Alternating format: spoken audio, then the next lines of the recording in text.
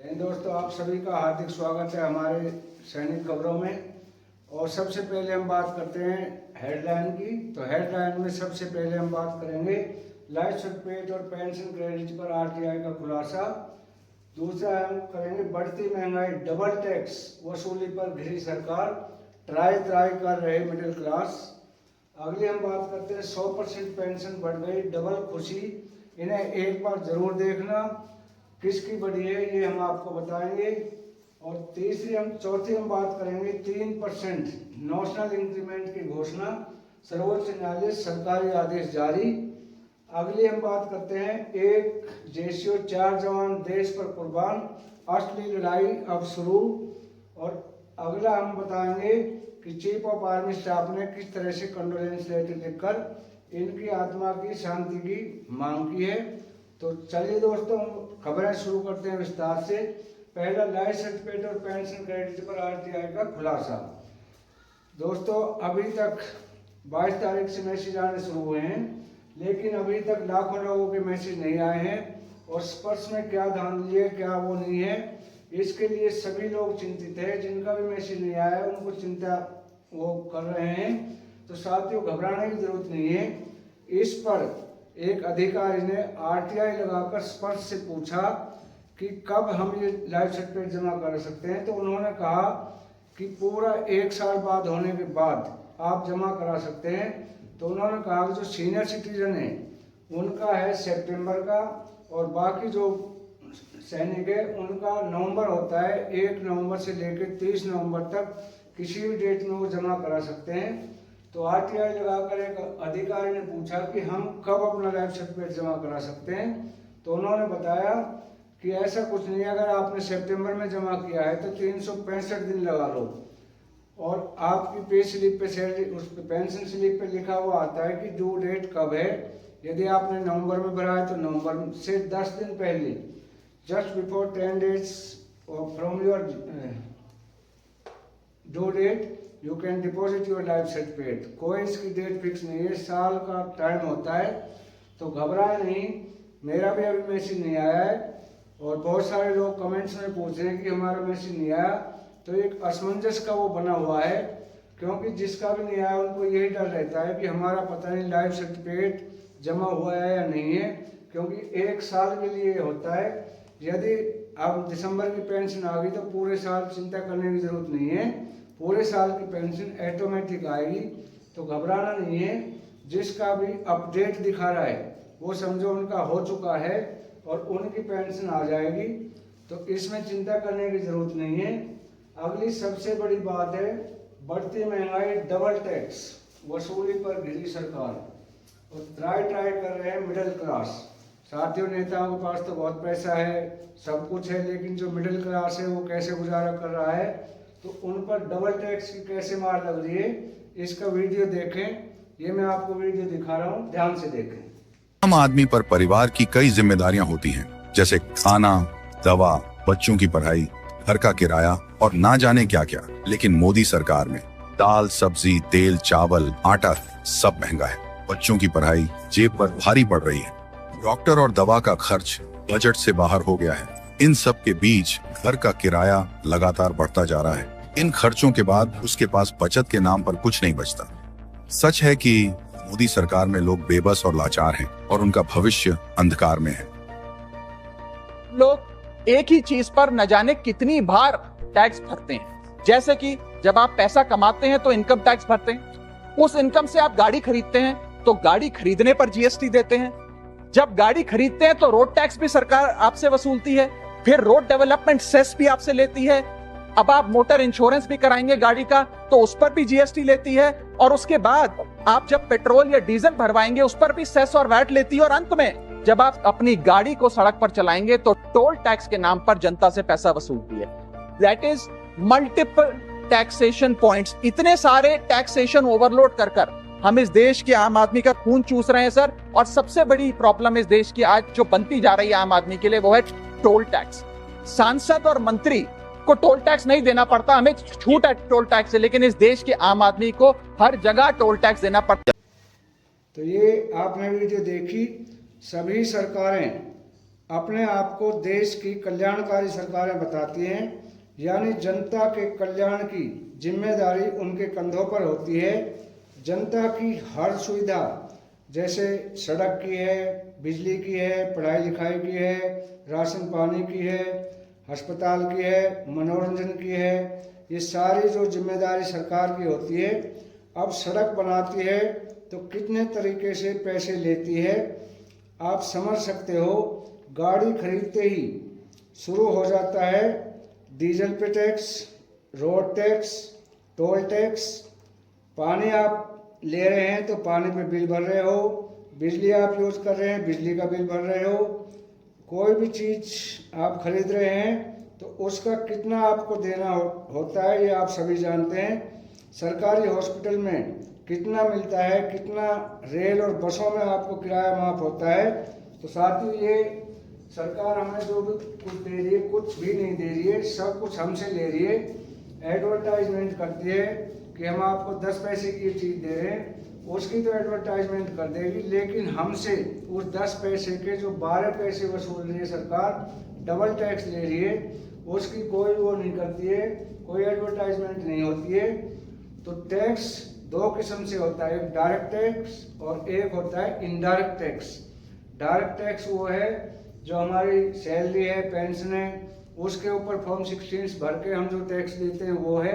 और indirect tax वो है जैसे हमने कोई गाड़ी खरीदी तो गाड़ी खरीदते ही उस पर रोड टैक्स लग जाता है और टोल टैक्स लगते हैं और इनकम जो उसका होता है रजिस्ट्रेशन होता है उस पर टैक्स है, यानी हर चीज़ पर डबल टैक्स वसूल रही है सरकार। एक गरीब आदमी यदि एक साइकिल का बैरिंग भी खरीदता है तो उस पर भी वो टैक्स देता है। तो ये आधे से लोगों को समझ में नहीं आता है कि सरकार किस तरह से हमारा ही शोषण कर रही है, हमारे पैसे हमसे डबल करके ले रही है।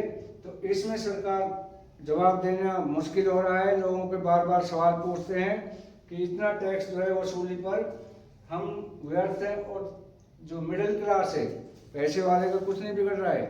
नेताओं के पास बहुत पैसा है, नेताओं के पास में इतना पैसा है कि उन्हें कोई फर्क नहीं पड़ रहा है, लेकिन जो मिडिल क्लास है वो बहुत गरीब स्थिति में, उनको अपना परिवार का निर्वहन करना बड़ा मुश्किल हो रहा है।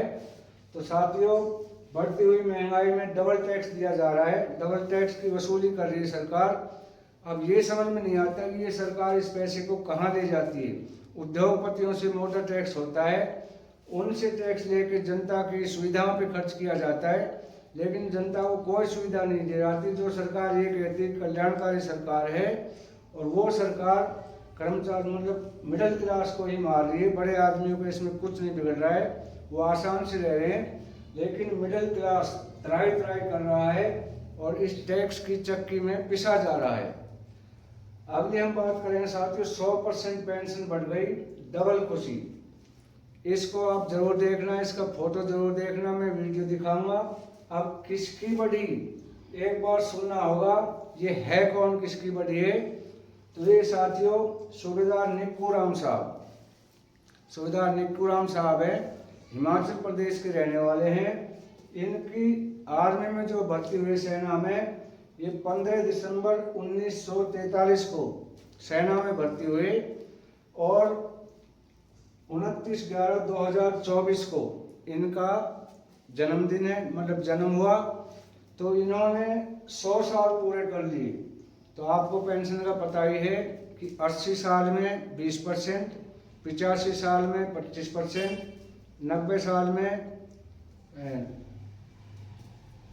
80%, 95 साल में 90% और 100 साल जैसे ही क्रॉस करते हैं तो 100% पेंशन बढ़ जाती है। यानी आपकी बेसिक 33,000 है तो सीधा आपकी हो जाएगी 66,000 और उसके ऊपर और एक्स्ट्रा मिलेगा डीए। तो ये निक्कू राम साहब है, इनका 100वां जन्मदिन मनाया गया जिस पर सेना के आला अधिकारी आए। इसकी भी आप वीडियो देखो किस तरह से इन्होंने जन्मदिन मनाया और कितनी खुशी की लहर थी इनके गांव में। और भगवान से हम दुआ करते हैं कि सभी सैनिकों को इतनी लंबी उम्र दे ताकि उनको ये जश्न देखने को मिले। तो इस वीडियो में आप देख रहे हो किस तरह से इनका जन्मदिन मनाया जा रहा है। ये तो हमारी कोशिश है कि हम आपके साथ हमारी खुशकिस्मती है, हम आपके साथ रहते हैं। अच्छे फाइटर, सबसे तगड़े फाइटर आप ही हो। हमारी खुशकिस्मती है कि हम आपके साथ बैठे हैं।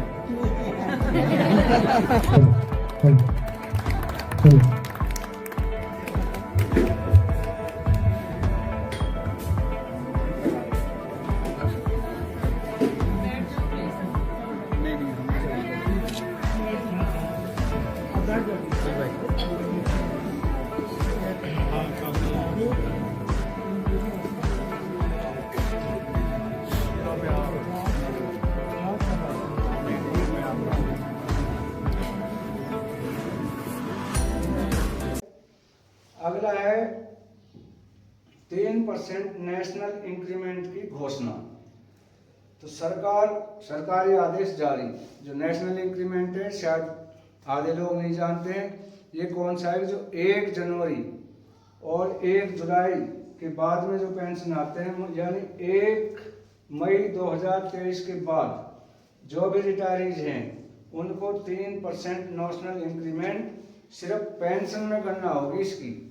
बाकी उसमें ना ग्रेजुएटी में होगी ना लीव इंकेसमेंट में होगी, लेकिन पेंशन में इनको 3% की इंक्रीमेंट ये बढ़ोतरी दी जाएगी। अगला है साथियों, बड़ी दुखद खबर है, कल भी हमने बताया था, 1 जेसीओ 4 जवान देश पर कुर्बान, असली लड़ाई शुरू। तो साथियों, ये हमारे जो chief of army staff and all rank of Indian army की तरफ से उन्होंने हार्दिक संवेदनाएं व्यक्त की है। जो कुर्बान हुए हैं उनके नाम इस तरह हैं: सूबेदार दयानंद साहब, लैस हवलदार अनु, नायक जी सामंत, सिपाही इंकुरे और सिपाही महेश। तो साथियों, ये पुंछ में, कल भी मैंने बताया था, पुंछ में 2.5 टनर पलट गई थी, 130 फीट गहरी खाई में गिर गई थी। वहाँ पे शहीद हो गए थे, देश के लिए इन्होंने अपनी जान कुर्बान कर दी थी। तो इनकी अभी जो एयरपोर्ट पे इनका पार्थिव शरीर लाया गया, वहाँ से देख रहे हो आप एम्बुलेंस किस तरह से लेकर इनके पार्थिव शरीर को गांव की तरफ लेकर जा रही है। तो साथियों, अब लड़ाई शुरू ये होगी कि कल एक सैनिक था, उनकी जो घरवाली थी वो सेना में सर्विस कर रहे थे, पोस्ट पे थे, और उनके घरवाले के साथ छेड़छाड़ की गई। वो जब एसपी और डीएम के पास गए तो उनको मिलने का टाइम नहीं दिया, उन्होंने कोर्ट में केस डाला। तो उनको कोर्ट ने लताड़ा कि शर्म आनी चाहिए, एक सैनिक की जो पत्नी है वो इस तरह से कोर्ट में आती है, डीएम और एसपी को टाइम नहीं है। जब तुम देश की रक्षा करने वालों के लिए तुम्हारे पास टाइम नहीं है तो किसके पास टाइम होगा। साथियों, उनको सबक लेना चाहिए। जो ये 4 जवान और 1 सूबेदार कुर्बान हुए हैं, तो इनकी क्या इनकी माओ पे बीती है जिनकी गोद सूनी होगी, क्या इनकी वाइफ पे बीती है जिनका सुहाग उजड़ गया, क्या इनकी बहनों पे बीती है जिनकी राखी खाली हो गई। तो साथियों, इस तरह से कोर्ट ने इनको लताड़ा है कि सैनिक के साथ में अगर कोई दुर्व्यवहार करेगा तो यहाँ से जंग शुरू हो जाएगी और सैनिक का अपमान सहन नहीं होगा। आज के लिए इतना ही, कल मिलते हैं अगली ऐसी वीडियो में। Thank you.